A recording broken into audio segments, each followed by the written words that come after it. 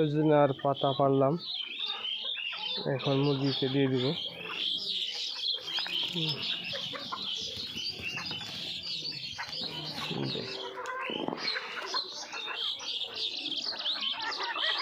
সজনের পাতা খাওয়ালে মুরগির রোগ প্রতিরোধ ক্ষমতা বাড়ে এবং মুরগি ভালো থাকে।